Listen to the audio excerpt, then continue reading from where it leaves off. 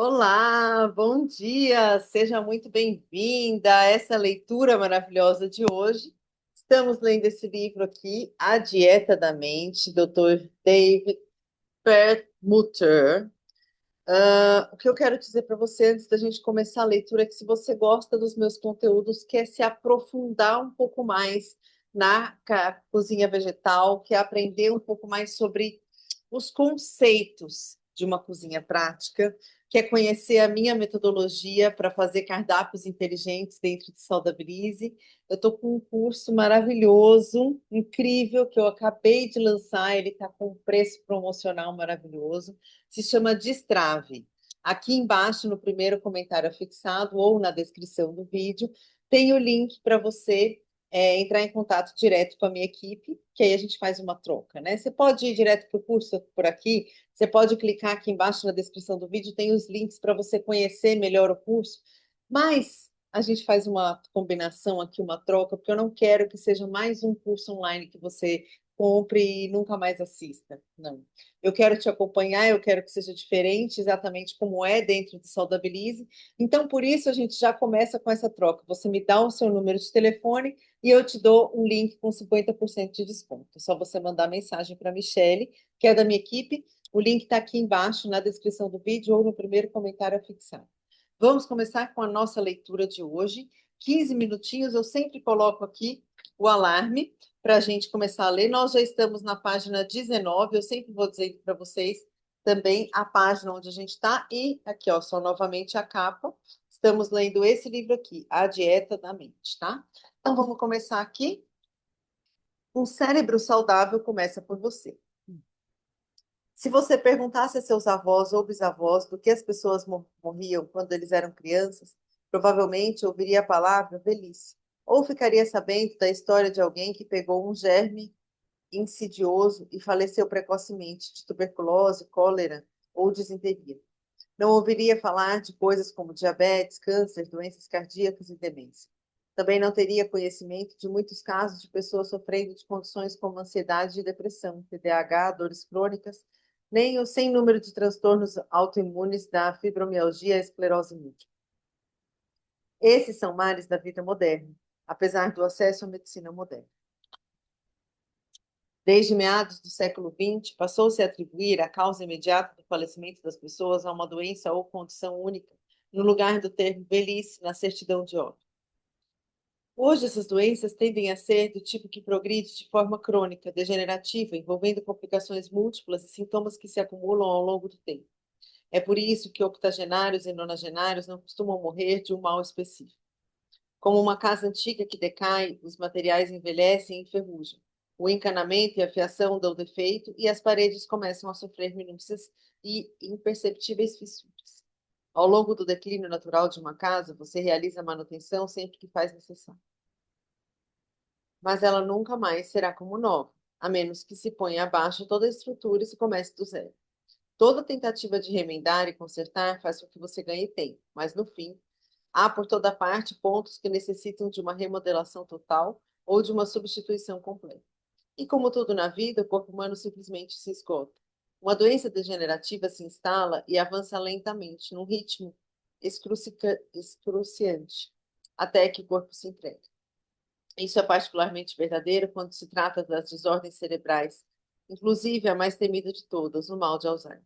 Um bicho-papão moderno da medicina que está sempre nas manchetes. Se existe um temor em relação à saúde que parece ofuscar todos os outros na velhice, é o de ser vítima do Alzheimer ou de alguma outra forma de demência que o deixa incapaz de pensar, raciocinar ou lembrar-se do passado. Estudos confirmam quão forte essa angústia é. Inúmeras pesquisas feitas mundo afora mostram que as pessoas têm mais medo de demência do que do câncer e de outras importantes causas de morte. O próprio medo da morte fica para trás, diante do temor da demência. E é um medo que não afeta apenas os mais velhos. As gerações mais jovens começam a se preocupar com a própria saúde cerebral assim que alguém da família ou do círculo de amizades começa a demonstrar declínio. Nas palavras do meu colega e do meu amigo Dale Bredesen, todo mundo conhece um sobrevivente de câncer, ninguém conhece um sobrevivente de Alzheimer. Existem vários mitos duradouros em relação ao leque de doenças degenerativas do cérebro, incluindo o Alzheimer. É genético, é inevitável, com a idade, e é quase certo se você chegar ao passar dos 80. Calma lá. Estou aqui para lhe dizer que o destino do seu cérebro não está nos seus genes. Não é algo inevitável.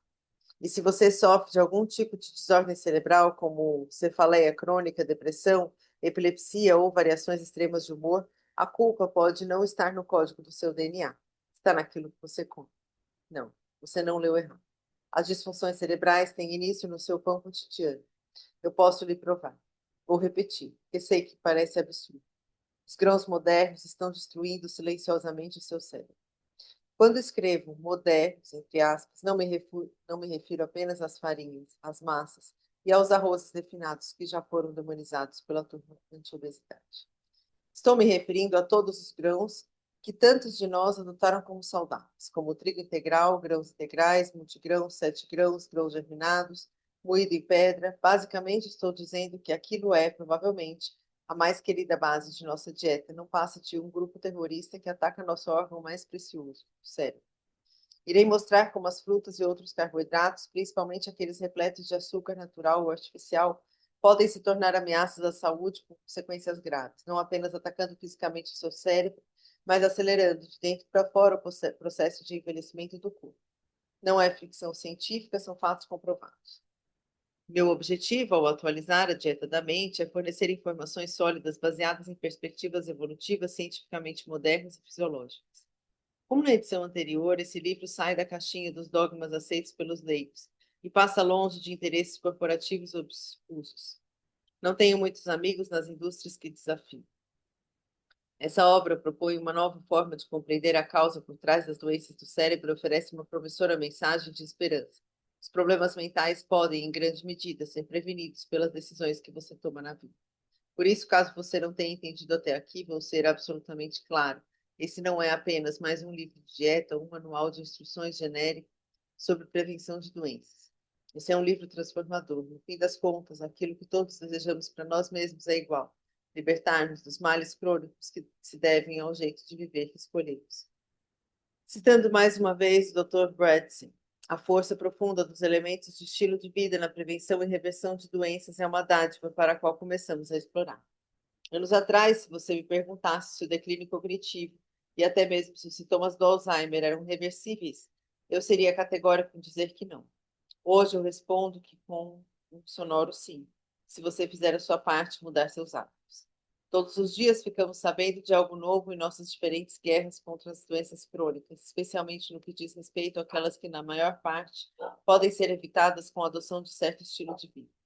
É preciso viver em Marte para não saber que a cada ano nos tornamos mais e mais obesos, apesar de tudo que nos é dito sobre como se manter magro e em forma. Também é difícil encontrar alguém que desconheça a explosão do número de casos de diabetes tipo 2, ou o fato de que os problemas cardíacos são a causa número 1 de óbitos seguidos por perto pelo câncer, seguidos de perto pelo câncer. Coma alface, escove os dentes, malhe de vez em quando, descanse bastante, não fume.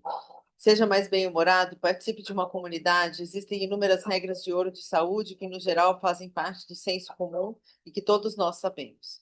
Mas, por algum motivo, quando se trata de manter a saúde de nosso cérebro e de nossas faculdades mentais, tendemos a pensar que isso não depende de nós, de que, de alguma forma, nosso destino é desenvolver problemas cerebrais no auge da vida e nos tornarmos senis na velhice, ou escapar desse destino por ter a sorte de possuir os genes certos ou por alguma descoberta da medicina. É claro que devemos nos manter mentalmente ativos depois da aposentadoria, preenchendo palavras cruzadas, lendo, mantendo uma vida social, indo a museus.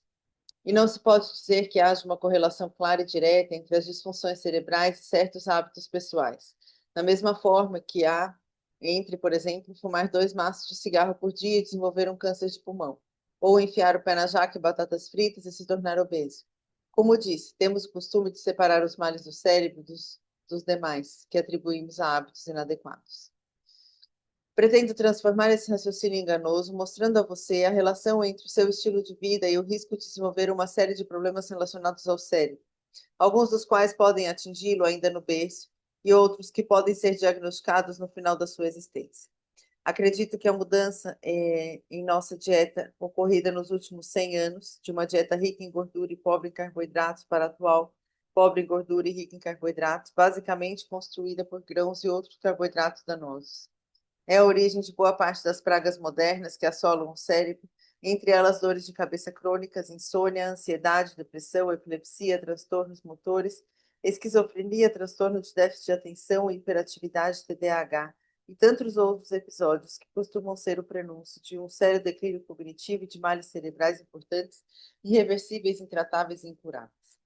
Revelarei a você o papel direto e profundo que os grãos podem estar exercendo em seu cérebro nesse exato momento, sem que você sequer perceba. O fato de que nosso cérebro é sensível àquilo que comemos vem circulando silenciosamente em nossa literatura médica de mais prestígio. É uma informação que precisa chegar ao conhecimento do público, cada vez mais enganado por uma indústria que vende alimentos considerados nutritivos. Isso também levou médicos e cientistas a questionar aquilo que acreditamos ser saudável, entre aspas. Seriam os carboidratos e os óleos vegetais poliinsaturados processados, como os de algodão, amendoim, canola, girassol, milho, cártamo e soja, os culpados pela disparada nos índices de doenças cardiovasculares, obesidade e demência? Será que uma dieta rica em gorduras saturadas e colesterol pode, na verdade, fazer bem ao coração e ao cérebro? Será que podemos transformar nosso DNA com alimentação, apesar dos genes que herdamos? É bem sabido hoje que um pequeno percentual da população tem sistemas digestórios sensíveis ao glúten, à proteína encontrada no trigo, na cevada e no centeio. Mas será que todo o cérebro teria uma reação negativa a esse ingrediente? Perguntas assim começaram a me incomodar alguns anos atrás, antes de começar a escrever a dieta da mente. À medida que os estudos perturbadores começaram a aparecer e meus pacientes adoeciam cada vez mais. Na condição de neurologista que cuida diariamente de pessoas em busca de resposta para problemas cerebrais degenerativos, assim como famílias que lutam para lidar com a perda das faculdades mentais de seus entes queridos, senti a obrigação de ir até o fim nessa questão. Talvez porque eu não seja apenas um membro de uma sociedade de neurologia, mas também um integrante do Conselho Americano de Nutrição, o único médico dos Estados Unidos com as duas credenciais. Também sou membro fundador e integrante do Conselho Americano de Medicina Integral e Holística. Isso me permite ter uma perspectiva singular sobre a relação entre aquilo que comemos e o funcionamento do nosso cérebro. A maioria das pessoas não tem uma compreensão precisa disso, inclusive os médicos que se formaram anos antes da consolidação dessa nova ciência. Já era hora de atentarmos para o fato.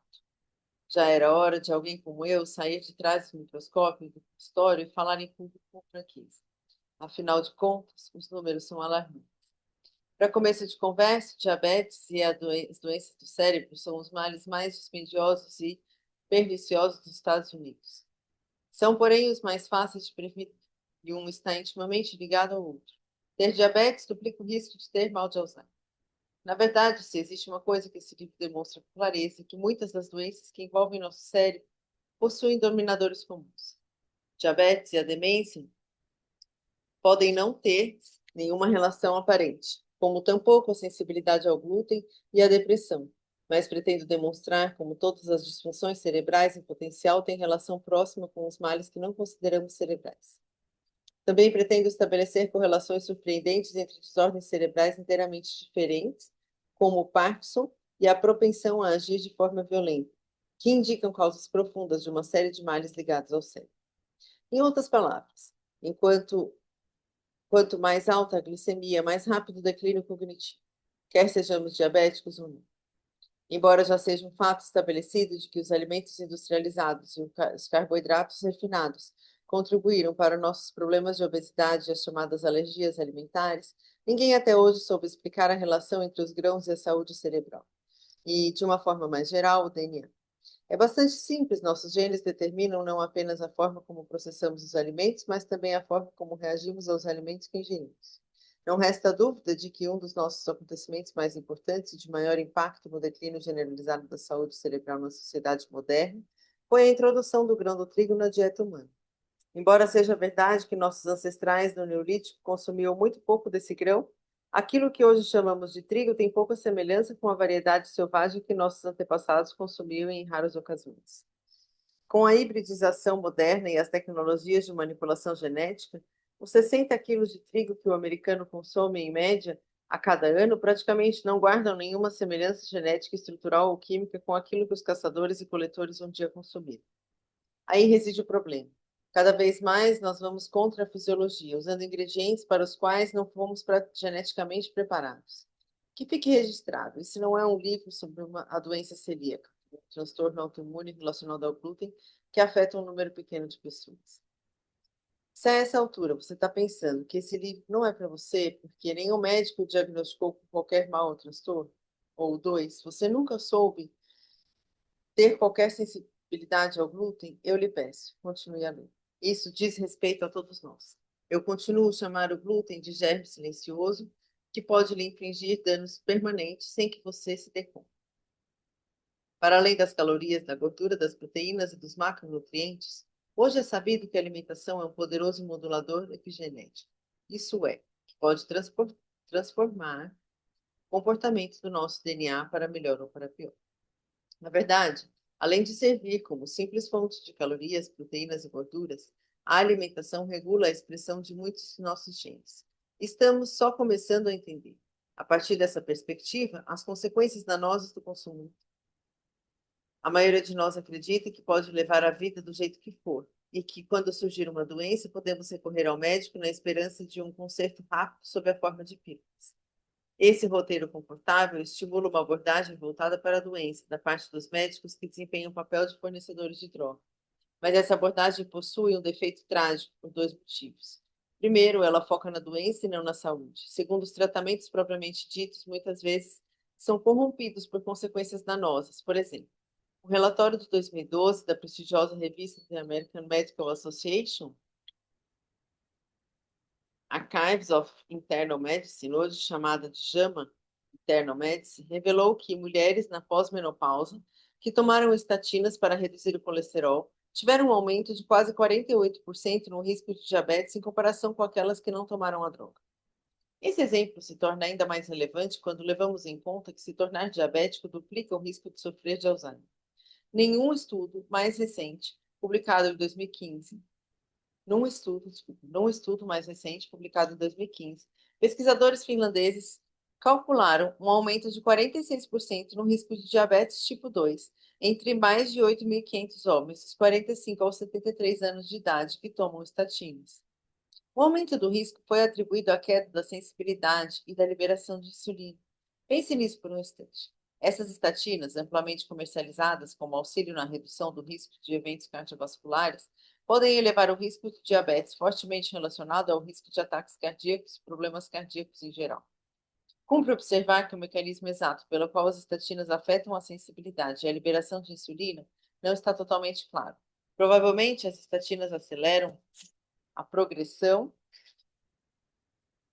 rumo ao diabetes por meio de rotas moleculares que impactam a sensibilidade e a liberação de insulina, qualquer que seja a alimentação.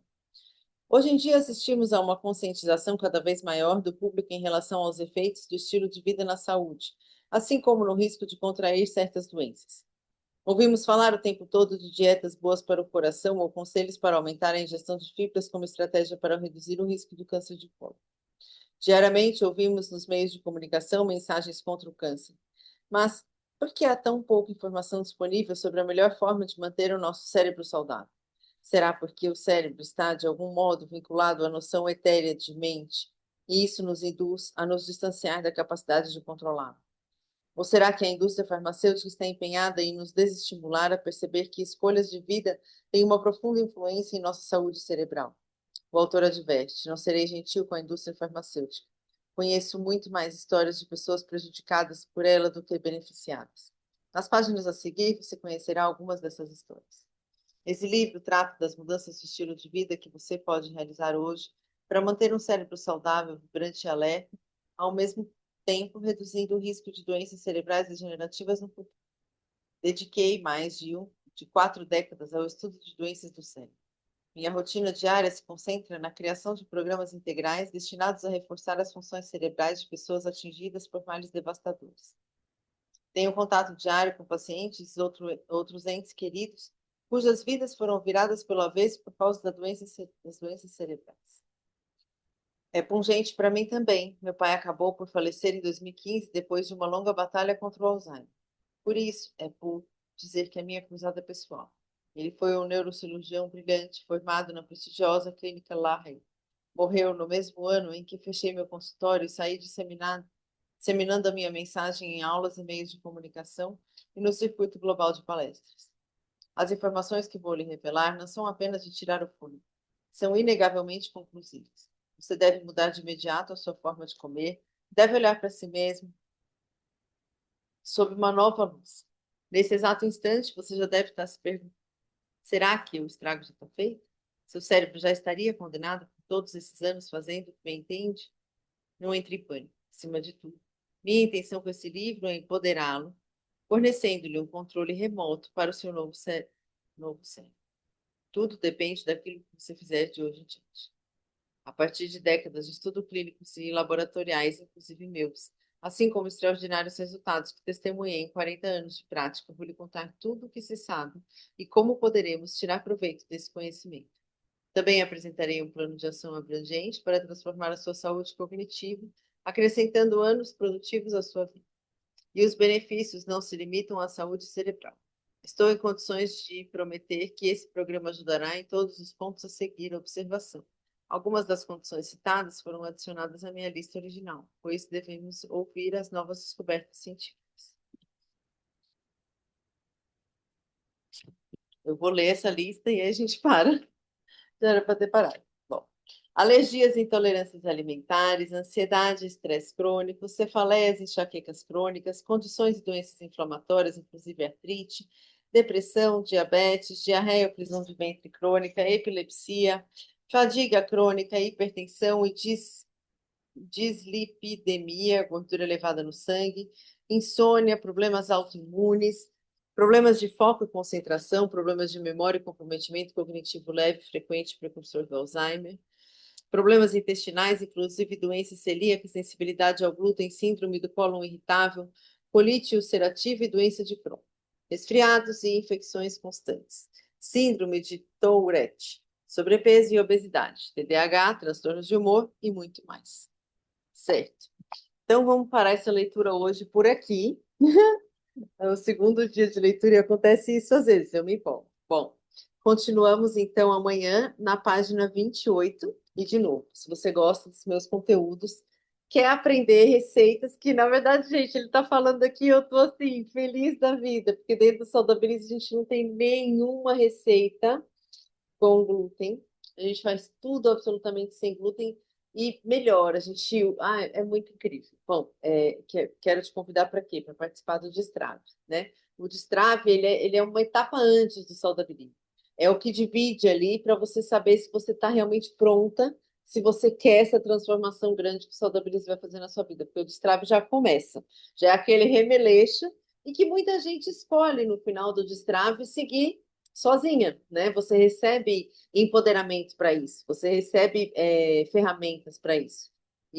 Mas se você quer seguir com nós em uma comunidade acompanhada pela minha equipe, pelo meu suporte, você segue no Saudabilize. Bom, é isso. Então, a forma de entrar hoje, de você fazer parte da minha equipe, de você fazer parte do meu clã aqui, de pessoas que recebem o meu suporte, que recebem os meus serviços, se você gosta do meu conteúdo, quer se aprofundar mais nessa história de alimentação saudável, o caminho é você começar pelo Destrave. Aqui no primeiro comentário afixado ou na descrição do beijo. Até amanhã.